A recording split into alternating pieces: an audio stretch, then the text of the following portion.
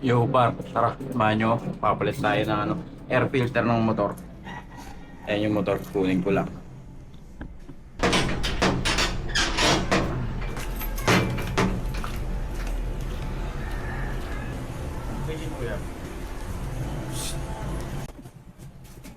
So,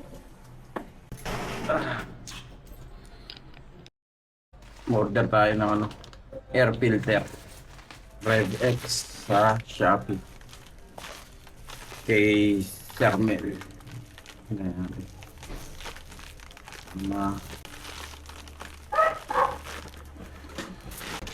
Ayan o, Red X. Parehas lang sila ng air filter ng ADB 160, PCX 160, kaya Click 160. Tara, kabit na natin. Dali lang naman ikabit eh. Kailangan lang natin ng 8mm alin ay na ito 8mm ito 8mm. Uy, yawn. Dali lang naman baklasin ito par.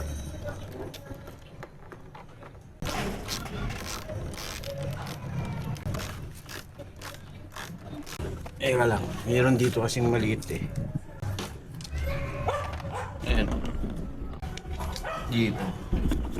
Pag di nyo abot yun nandito, mayroon yung butas oh. Ito.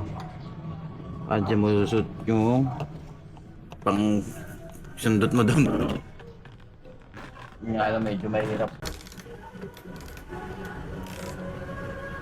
Oh.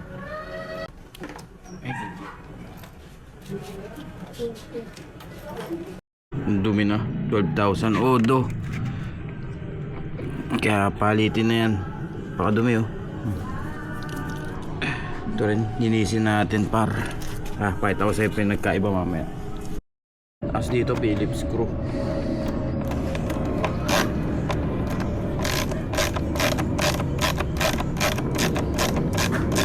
Dali lang naman magpalit na itong air filter. Kahit kayo na, kayang-kaya nyo na yun. Magkano rin to pagka nagpapalit kayo.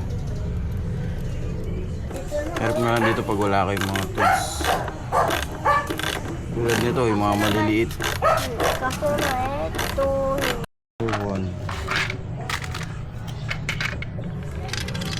Baka dumi oh. Ito yung luma, 12,000 odo na to. Nalinis lang to isang beses, binugaan lang. Pero hindi pa rin maganda yung ganun. Ayan. Ito yung stock. Ayan. Tapos ito yung sa WebX. Kinagandaan dito, mura pa. Parang stock lang din.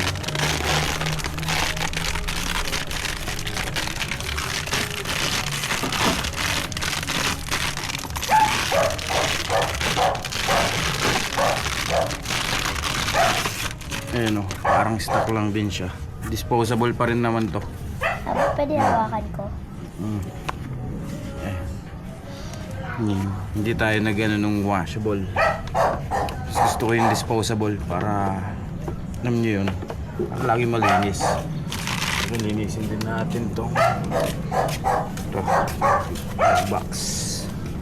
Linis pa naman yung airbox. Ang dumi.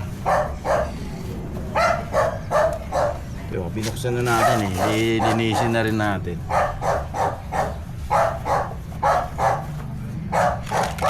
Gusto ko yung stock pa rin talaga para sa yung mga parang high something na ibang mga air filter. So, pare-parehas lang naman yan eh, sa ADB tsaka PCX pati yung Click 160, yung mga 160 ng Honda. Pare-parehas lang sila ng air filter.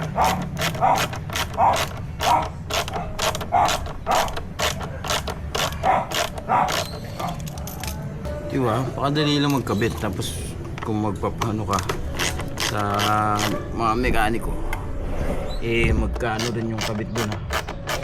So, ikaw na lang. Oo ha. Tingnan nyo yung pinagkaiba nyan. Stock. Yung bago. Oh, napakaitim. Napakalinis. Bagong bago. Kaya ko sa inyo, pagka mga kahit laging check nyo rin to. Sa ano kasi 15,000 km sa manual. Pero depende pa rin sa pagdadrive niya. Kaya kailangan lagi check. Ito, easy na rin natin. Nasasang ko lang. Ayan. Bunuksan na rin naman natin eh. Hindi linisin na natin. Ulinis. Ito na. Sara nyo lang maigi to. Papalinisan ko to. Kamay ko, inihawak ko to. Sarado lang natin to maigi para walang tubig na papasok kapag ka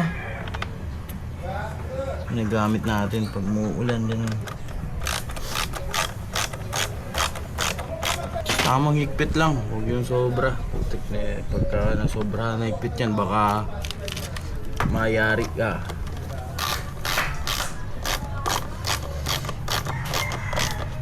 Hindi na ako magre-reset ng ECU dito dahil hindi naman tayo marunong mag-reset.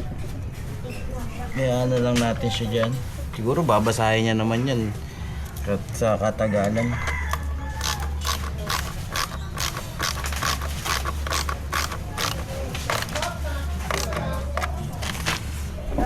Sa katagalan yan, mababasa niya na rin yan ang ECU.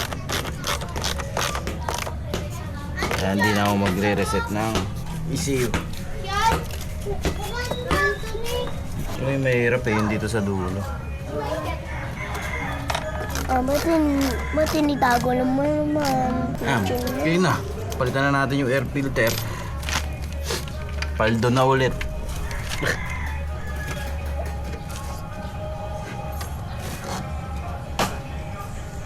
Eh no, linis na. Hindi ko alam kung kita sa camera. Pero maayos na yan. 12,000 odo. Yun to ang itsura. Mas madumi pa to kasi nalinis to ng onte eh. Kaya yun. O sa inyo, palit-palitan nyo dyan. Check nyo yun, odo nyo. Ay, yung odo, yung air filter. Para hindi kayo lagi magka-problema. Para di rin kayo madalas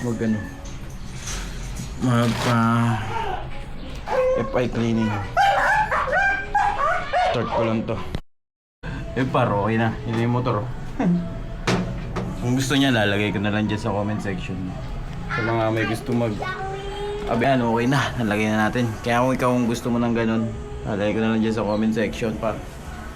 Napakadali lang magkabit, diba? Kaya ako sa'yo, ikaw na lang di magkabit na sa'yo.